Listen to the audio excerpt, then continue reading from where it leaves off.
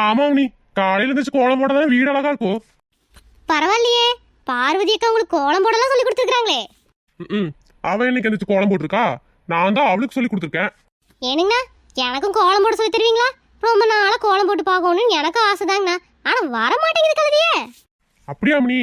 நான் கோலம் போட்டு கத்து தர, எனக்கு அதுக்கு ஃபீஸ் வேணுமாக்கும். என்னது ஃபீஸா? கோலம் போட்டு கத்து கொடுக்கறதுக்குலாம் ஃபீஸ் வாங்குவீங்களா? அட நீ வேற அம்மணி, தலை பின்றதுக்கு ஃபீஸ் வாங்குறாங்க, மேக்கப் போடுறதுக்கு ஃபீஸ் வாங்குறாங்க, சேலை கட்டி விடுறதுக்கு கூட ஃபீஸ் வாங்குறாங்க. கோலம் போட்டு கொடுக்க நான் ஃபீஸ் வாங்க கூடாதா? கரெக்ட் தான்.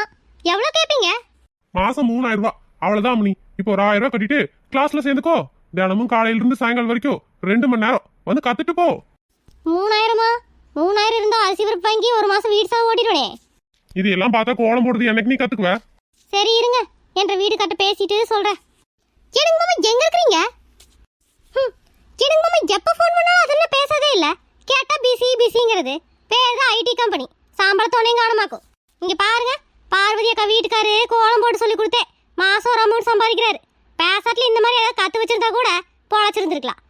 ஐடி கம்பெனியில் வேலை செய்கிறாங்களாமா. ஐடி கம்பெனியில் பொண்டாட்டிகிட்ட பேச கூட நேரம் இல்லாத அது என்ன ஐடி கம்பெனி? போன வைங்க. ஏனுங்க அவர் கிடக்குறாரு, நான் வீட்டில் 1000 சேர்த்து வச்சிருக்கிறேன், எடுத்துட்டு வந்து கொடுத்துட்றேன். நாளையிலிருந்து கிளாஸ்க்கு வர கோலம் போட்டு சொல்லி கொடுங்க. சரியா மணி, அப்படியே ஃப்ரெண்டுங்களையும் கூட்டிட்டு வா. மாசம் எனக்கு ஒரு வருமானம் அந்த மாதிரி இருக்கும்ல. பொழைச்சிக்குவீங்கன்னா நல்லாவே பொழைச்சிக்குவீங்க. நான் போயிட்டு வரேன். இப்படியெல்லாம் சம்பாதிக்கிறாங்க, நமக்கு தான் ஒரு ஐடியாவும் தோண மாட்டேங்குது.